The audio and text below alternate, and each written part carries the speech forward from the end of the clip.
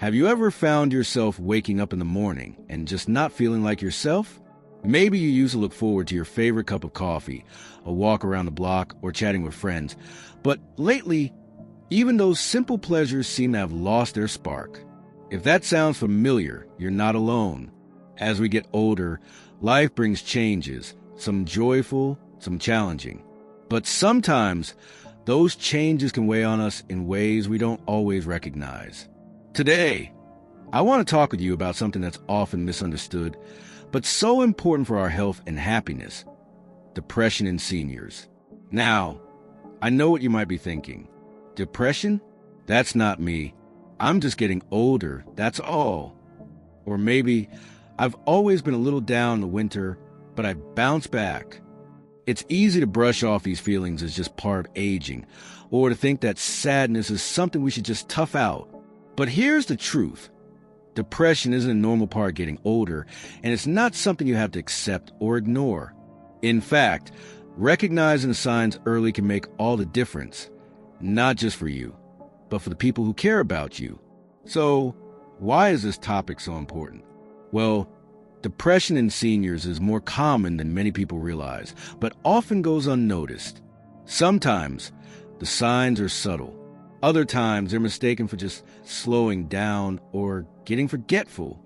But left unaddressed, depression can affect every part of your life: your energy, your memory, your relationships, even your physical health. The good news is there are clear signs to watch for, and there are steps you can take to feel better. That's what we're going to talk about today. The 4 signs of depression in seniors you should never ignore, and what you can do next if you notice them in yourself or someone you love. Let's start with the first sign, and it's one that often sneaks up on people: losing interest in things you used to enjoy. Think back to the activities that used to bring you joy. Maybe it was gardening, playing cards with friends, volunteering, or even just watching your favorite TV shows. If you find yourself turning down invitations, letting hobbies fall by the wayside, or feeling like nothing sounds fun anymore, that's not just getting older. It could be a sign that something deeper is going on.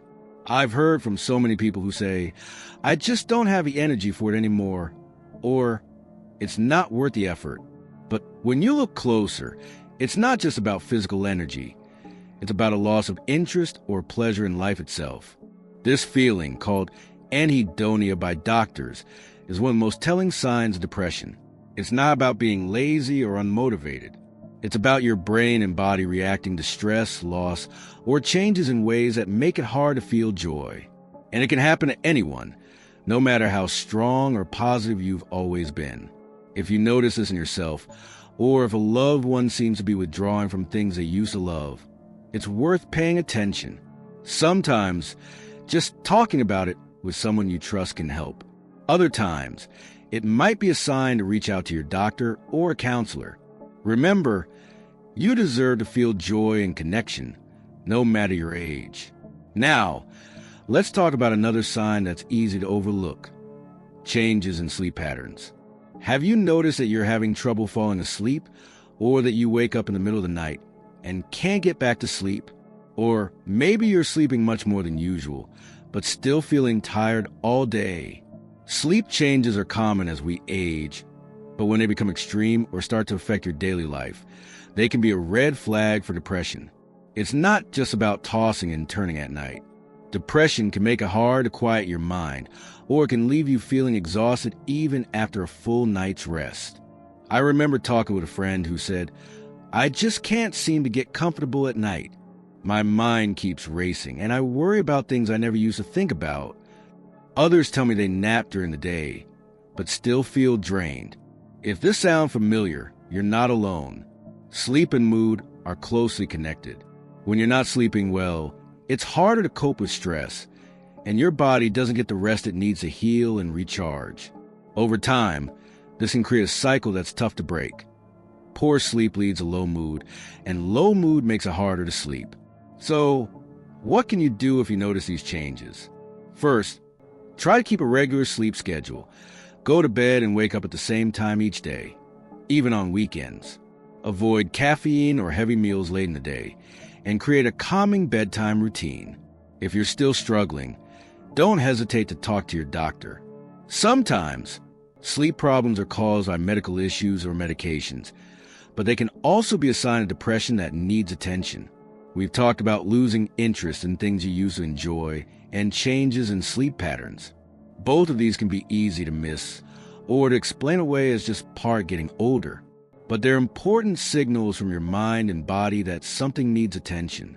If you notice these signs in yourself or someone you care about, remember, you're not alone and help is available.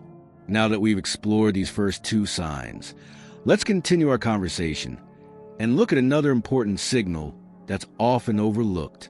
Another sign that often slips under the radar is a noticeable change in appetite or weight. Maybe you found yourself skipping meals, not because you're trying to lose weight, but simply because food doesn't seem appealing anymore. Or perhaps it's the opposite. You're reaching for snacks more often, eating out of boredom or to fill an emptiness you can't quite put your finger on. These shifts might seem small at first, but over time, they can have a big impact on your health and well-being. I remember chatting with a neighbor who used to love baking. She'd always have a fresh loaf of bread or a batch of cookies ready for visitors. But one day, she mentioned she hadn't baked in weeks. "I just don't have the appetite for it," she said. "Nothing tastes the same." It wasn't just about the food. It was about losing interest in the rituals and routines that once brought her comfort. If you notice that you're losing or gaining weight without trying, or if meals have become more of a chore than pleasure, it's worth paying attention. Sometimes, these changes are linked to medical conditions or medications, but they can also be a sign that your mood is affecting your body. If you're experiencing this, try to keep track of your eating habits for a week or so. Are you skipping meals? Eating less than usual? Or maybe you're eating more, especially food that aren't healthy? Sometimes, writing it down can help you spot patterns you might not notice otherwise. And if you're concerned, don't hesitate to bring it up with your doctor. They can help you figure out if there's an underlying cause and work with you to find solutions that fit your lifestyle. Remember, nourishing your body is one of the best ways to support your mind, too. Let's move on to another sign that's easy to overlook, especially as we get older. Persistent feelings of sadness, hopelessness, or even irritability. It's normal to have ups and downs. Everyone feels blue from time to time, especially after a loss or a big life change. But if you find that these feelings just won't go away, or if they're starting to color every part of your day, it could be a sign of depression. Sometimes, depression doesn't look like sadness at all. For some people, it shows up as frustration, anger, or a short temper. You might find yourself snapping at loved ones, feeling restless, or getting annoyed by things that never used to bother you. I once spoke with a gentleman who said, "I'm not sad. I'm just tired of everything. Little things get under my skin, and I don't know why." That's the tricky thing about depression.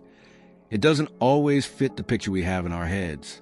It can make you feel numb, empty, or disconnected from the world around you. If you notice that you're feeling down most days, or if you're losing hope that things will get better, it's important to reach out for support. You don't have to carry these feelings alone. Sometimes, talking with a trusted friend or family member can help lighten the load. Other times, it might be helpful to speak with a counselor or therapist who understands what you're going through. There's no shame in asking for help. In fact, it's one of the bravest things you can do. And if you're worried about someone you care about, don't be afraid to check in with them. A simple, "I've noticed you haven't seemed yourself lately. Is there anything you want to talk about?"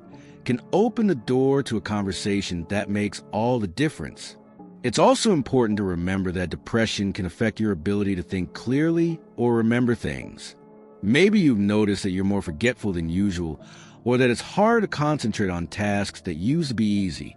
You might find yourself misplacing things, losing track of conversations, or struggling to make decisions. These changes can be frustrating, and it's easy to worry that they're a sign of something more serious, like dementia, but sometimes they're actually linked to your mood. When you're feeling low, your brain has a harder time processing information and storing memories. It's like trying to read a book in a dimly lit room. The words are there, but it's harder to make sense of them. If you notice these changes, try not to panic. Instead, take a step back and look at the bigger picture. Are you also feeling down, tired, or uninterested in things? If so, addressing your mood might help your memory and focus. 2. There are practical steps you can take to support your mind. Try to keep your brain active. Read, do puzzles, or learn something new. Stay connected with others, even if it's just a phone call or a chat over the fence. And don't forget to take care of your body. 2. Regular movement, healthy meals, and good sleep all play a role in keeping your mind sharp. If you're finding it hard to cope, or if these feelings are interfering with your daily life, it's time to reach out for help. Your doctor can help you sort out what's going on and connect you with resources that can make a real difference. Remember, you're not alone, and there's always hope for brighter days ahead. As we continue this conversation, let's take a closer look at how depression can affect not just your mind and emotions, but your body and daily routines as well. Sometimes, depression doesn't just weigh on your mind. It can show up in your body in ways you might not expect. Maybe you notice more aches and pains than usual, or you're feeling run down even when you haven't done much. It's easy to chalk these things up to getting older, but when physical discomfort lingers without a clear cause, it's worth considering whether your mood might be playing a role. Depression can make everyday tasks feel heavier, and can even amplify pain or make you more sensitive to discomfort. You might find that your back aches more, your joints feel stiffer, or you get headaches that just won't quit. Sometimes, these physical symptoms are the body's way of signaling that something deeper needs attention. It's not uncommon for people to visit their doctor with complaints of pain, fatigue, or digestive issues, only to discover that depression is at the root of it all. If you've been to the doctor and they can't find a clear reason for your symptoms, or if treatments don't seem to help, it might be time to look at how you've been feeling emotionally. Our minds and bodies are deeply connected, and when one is out of balance, the other often follows. If you're noticing these changes, try to be gentle with yourself. Instead of pushing through the pain or ignoring it, take a moment to check in with your emotions. Are you feeling more stressed, sad, or anxious than usual? Sometimes, acknowledging these feelings is the first step toward healing. If you're struggling with physical symptoms that don't seem to have a clear cause, it can help to keep a simple journal. Write down when you noticed the pain, what you were doing, and how you were feeling at the time. Over a week or two, you might start to see patterns that connect your physical discomfort with your mood. This information can be incredibly helpful when talking to your doctor or counselor. And remember, you don't have to figure it all out on your own. There are professionals who understand how closely our bodies and minds are linked, and they can help you find relief. Another important thing to remember is that depression can make even the smallest tasks feel overwhelming. Maybe you used to keep your home tidy without a second thought, but now the laundry piles up and the dishes sit in the sink.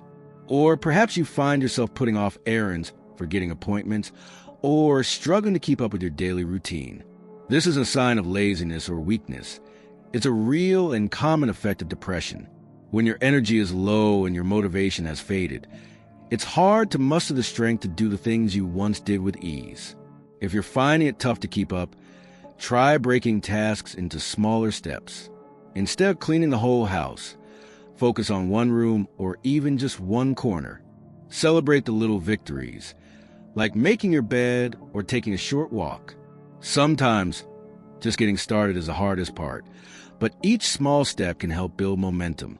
And if you're feeling stuck, don't hesitate to ask for help.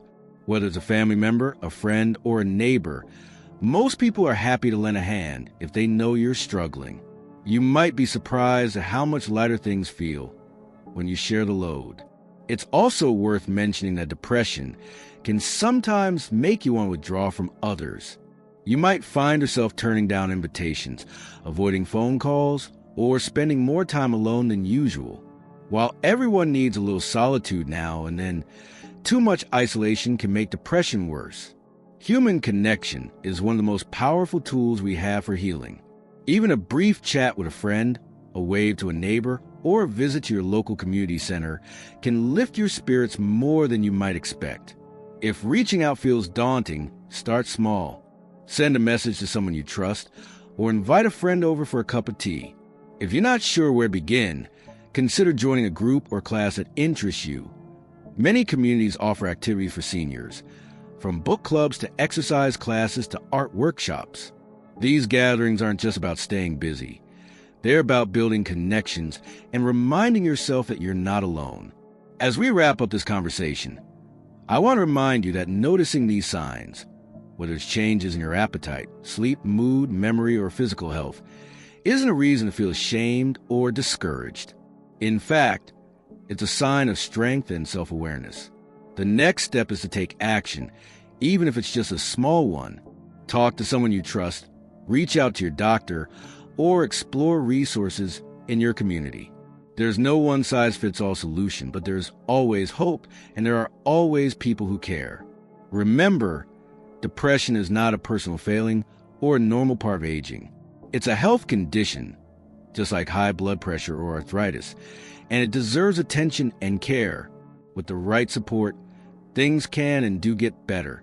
You have so much life left to live, and you deserve to enjoy it fully, body, mind, and spirit. If you've recognized any of these signs in yourself or someone you love, know that you're taking an important step just by being here and learning more. Let's keep this conversation going and talk about some practical steps you can take right now to start feeling better and reclaim your joy.